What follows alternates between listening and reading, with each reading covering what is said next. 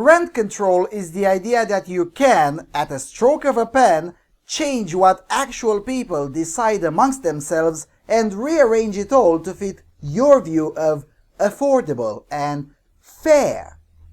Now, much to exactly no thinking person's surprise, it doesn't work like that, and never has. Let's explore.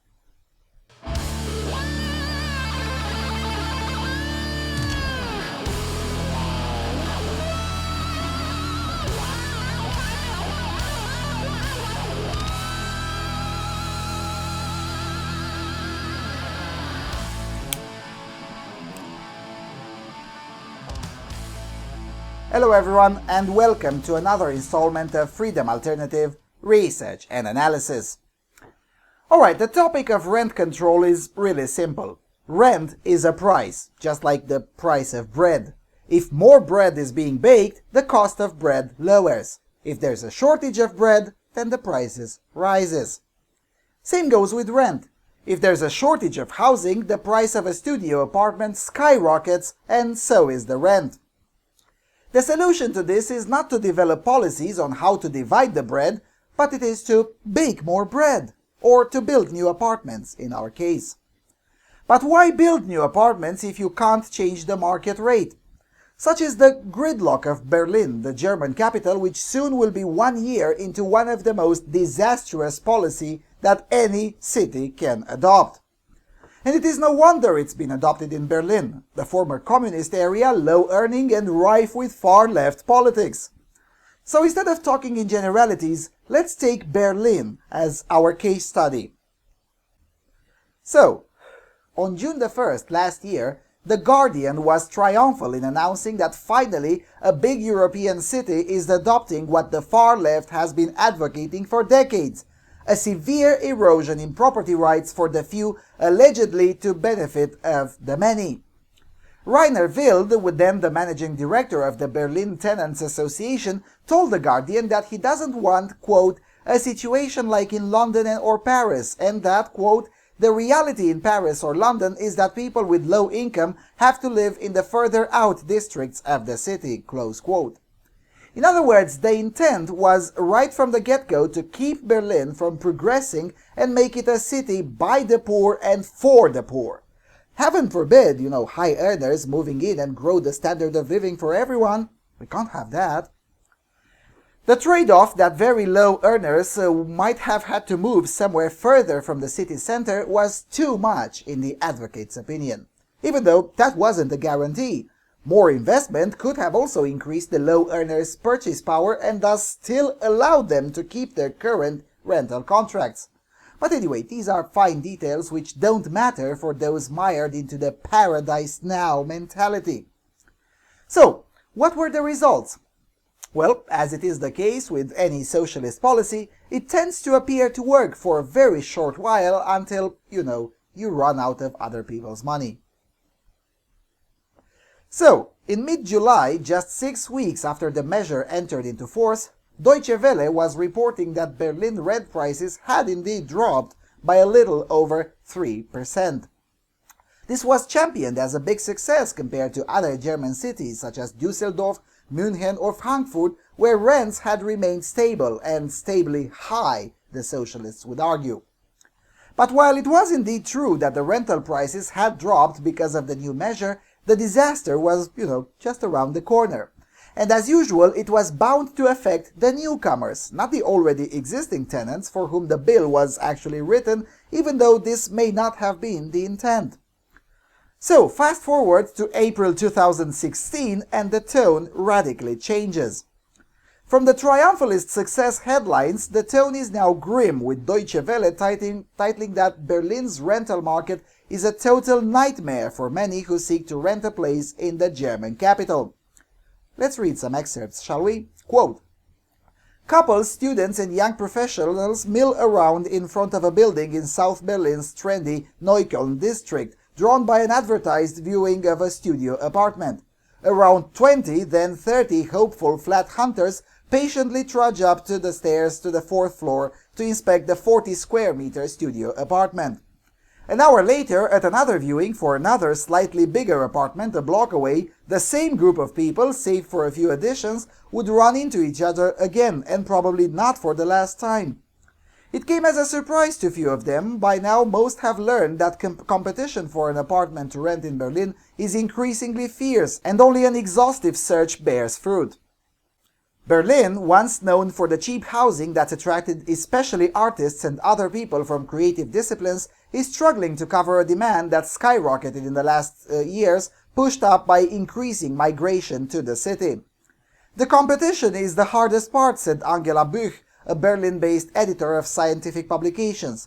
I go to these mass apartment viewings, and I've been to one where 80 people came at a time. The demand means landlords and lessors really are spoiled for choice, Büch said.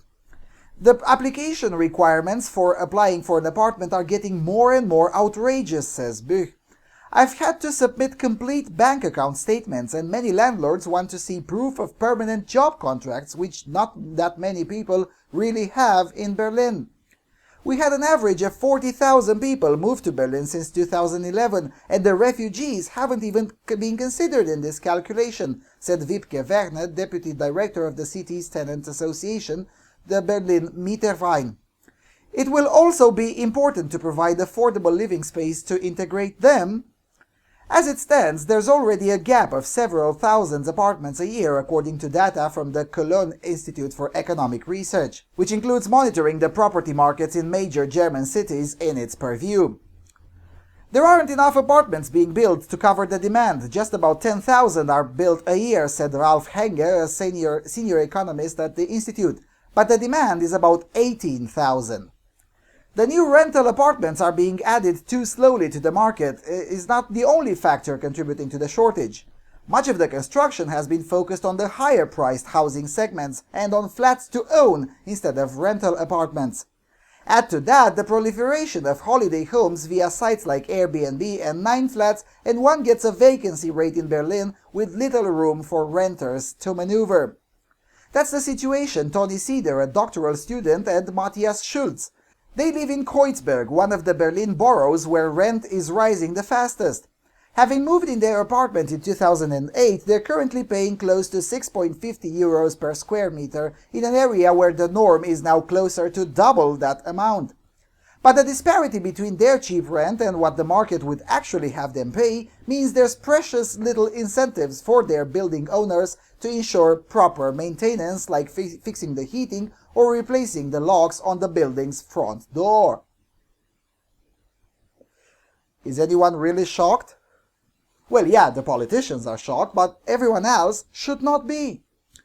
Of course, the new buildings will be aimed at different subsections of the market, such as those seeking to own a flat or those who want more luxurious apartments who tend to be outside of the rental cap legislation. Why bother building new low-end units when you are forbidden from actually using them at an optimal rate as a landlord? No, seriously, why bother? More to the point, if you are an old landlord, why spend some of the artificially low income from rent on maintaining the building? You're going to die soon anyway, and since there is no incentive to try harder, which would otherwise exist if the market had been free, you're very likely to leave that task up to your heirs. If I were 80 and I could make more money to leave to my son as an inheritance, I would do it. But if the income barely covers my expenses and I'm not allowed to try to make more through charging more in rent to fit the market, I wouldn't move a finger in maintenance. That's for sure. However, if I were younger, I would try my best to work around the stupid law, or even outright break it with impunity. And this is what exactly most landlords did, showing once again for the 100 billionth time that central planning doesn't work. So, Deutsche Welle again, May 17th. Germany's rent cap fails to cap rents. What a shock! Let's read a bit. Quote, rents in the nation's capital were an average of 31% higher than the cap allowed, according to the study by the Regio Context Institute commissioned by the Berlin Tenants Association. The institute compared the prices of apartments on offer with the average prices according to the centrally defined rent indexes in each area. The study found that few tenants are making use of their rights, which is understandable, said Wiebke Werner, deputy director of Berlin's Tenant Association. It confirmed our suspicion that the rent cap is barely being applied, Werner told Deutsche Welle. A lot of tenants who have just found an apartment in Berlin are just glad that they found a place, so they don't want to start confronting their landlords. Werner said that the law invited landlords to simply impose whatever rent they like and see what happens. You'd hope that landlords would stick to the law, but that isn't happening because they're not threatened with any great consequences, she said. Even if they get sued by their tenants, landlords are not obligated to pay back the money already pocketed. They only have to lower the rents from the time of the tenant's suit. The findings, complete details of which will be released at the end of May, only give extra weight to objections that were made as soon as the rent cap was introduced last year.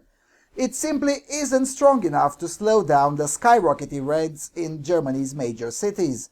Rents in Berlin rose by an average of 5% from 2014 to 2015 alone. Activists point out that many areas don't even draw up an official rent index, making it very hard for tenants to find out what the average rent in their area even is. And moreover, where indexes do exist, hardly any landlords stick to them. On Tuesday, the Cologne Institute for Economic Research reported that over 90% of tenants pay more than 10% above their index. Well. Who would have thought? Even the supposedly obedient, very law-abiding Germans still think like me when it comes to their own finances and their own pockets. Which goes to show the level of cognitive dissonance that so many people live with. Everyone's a socialist, but watch them go full William F. Buckley on you once it comes the time to sacrifice their own hard work. Anyway, joke aside, it is worrying that the advocates for this bad idea still refuse to learn that applying the same bad idea over and over again and expecting different results is a textbook definition of insanity. Later in that same article, an economist shows that there's excessive supply of office buildings and that the rent in those is falling. But then again, office buildings are far less regulated than housing units. Also, these prigs from the Tenants Association are formidable in their own double-speak. On one hand, they claim to represent the will of the tenants, but on the other hand, the actual actions in the market by those exact tenants shows that the tenants act in the precise opposite direction to the one claimed by the Tenants Association. These busybody nobodies can claim whatever they want, but the problem is that the politicians who have the monopoly on violence listen to them instead of listening to the real world. And the real world has already spoken. The actual tenants disagree with the Tenants Association and are perfectly comfortable in paying the market rate and don't need the quote-unquote right to use state proxy violence against their business partners, namely the landlords. Now make no mistake, similar results have been noticed in every single city that imposed this idiocy. The variations are only dependent on how far the policy goes. So for instance, in cities where the policy was harder to work around than in Berlin, formerly great areas turned into slums because why bother maintaining them as a landlord if the rent is capped?